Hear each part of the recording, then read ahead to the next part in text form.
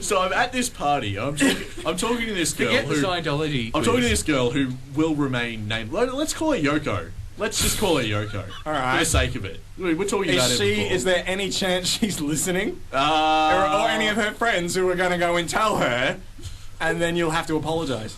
I like to live on the edge, personally. Evidently. Hey, look, no, I think this girl's great, but I only just met her. And frankly, I don't really owe her anything. And I think you'll agree once you hear this story, that it's my story, it's mine to tell. I take ownership of it. So I'm at this party, I'm talking to her, I've just met Yoko.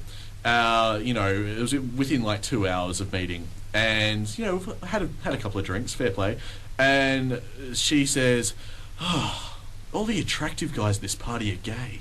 And I turn to her, and, I think this is maybe a bit snarky on my part. I didn't have to react this way. But I turned to her and went, well, it's nice to know where we stand with each other, isn't it? And she very quickly starts backpedaling. Yoko is horrified at what words have come tumbling out of her mouth in the last 5 seconds. And she goes, no, but I didn't mean. I'm like, no, look, it's fine. I find it amusing, if I'm honest. It's one of those things that's so rude that I can only laugh at this point. There's no point in me getting angry. And she goes, that's pretty fun. Look, what I meant was, okay, see that guy over there? And I go, and I turn my head and I look, and it's actually, she's pointing to this guy I know. It's one of my friends. And I see him, and I turn back and I'm like, yeah, what about him? She goes, well, you don't actually think you look like him, do you? Whoa! Yeah. This is why I'm telling this story. You don't actually think you look like him, do you? And what was your response? And I turn back and say to her, oh my God. Unless he's wearing a freaking mirror on his face, no, I don't look like him. What the hell are you talking about? Oh, that's and she goes, not how you get out of an awkward social situation. Yeah. She goes, look, I'm sorry, I didn't mean. I go, no, keep digging. Keep digging. I want to see how far we can go with this. And she goes, look, I just mean that... I'm impressed with her endeavour that she still thinks she can save this sort of it was the next conversation. Comment. Listen, deep down, you know. Now this is Larry David-esque. It is. It's like, buddy, you know. I mean, you're on radio for a start. You know what you look like. Don't lie. No, but...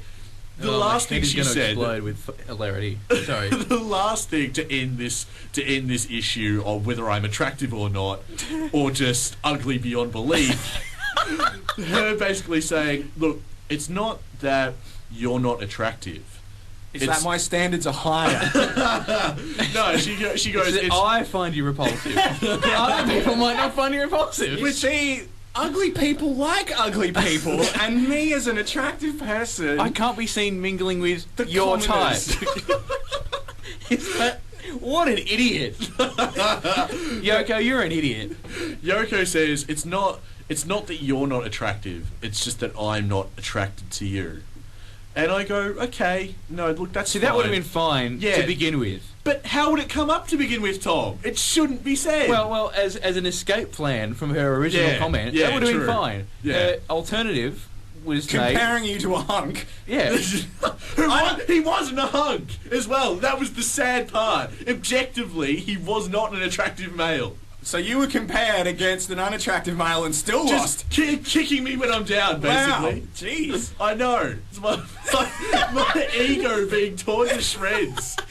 You see, you remember the Phantom of the Opera? You don't really think you're like him, do you, with his hideous deformity? Like, you can't measure up to someone. All I can imagine is, like, it was just a conversation between us two, but I really wanted there to be spectators. Because I think what they would have saw is the conversational equivalent of someone stepping on Lego in bare feet. Just, I mean, it was brutal. So, what happened afterwards? I got her number. What? Yeah, What? I got it. I didn't ask for it. I did not ask for it. This is a pity play. Yeah, I think it's a pity She play. threw it Yeah. on you. Yeah. It probably wasn't even the real number. Listen, because I feel bad, I'll let you hang out was with it an attractive person. 0401 654? Oh no, there's some number I can't remember. What was it? 0427 767 767. The SIN text line. No. All week people have been bombarded.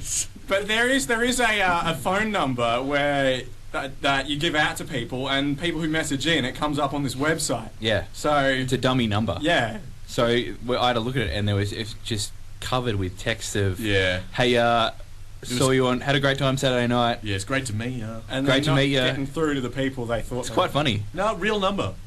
Real number. How do you know can, this? I Did you- can confirm. So How did what's the course of action now? Like, is it Look, Look, how you far buddy- can you ride this wave of pity is the question. I think you can get that is a Larry David that's situation. at least the first date out of this.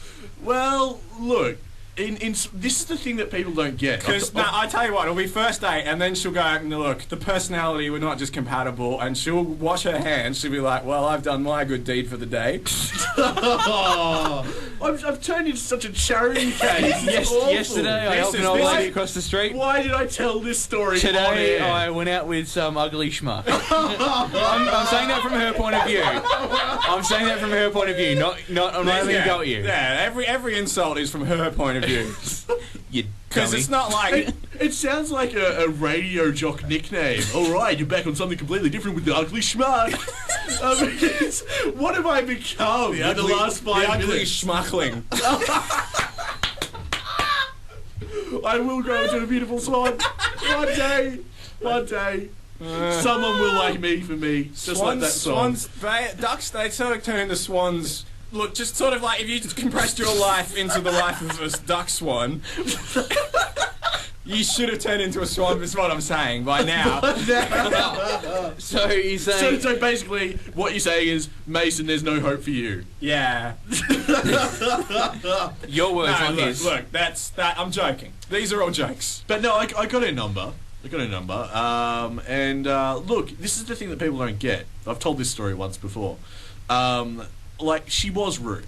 Like, that, I think, we're all going to agree that. She would agree that. That's why she backpedaled so quickly out of the situation. Really badly, Yep. but she backpedaled nonetheless. However, for the rest of the night, and indeed before that moment, we were getting on like a house on fire.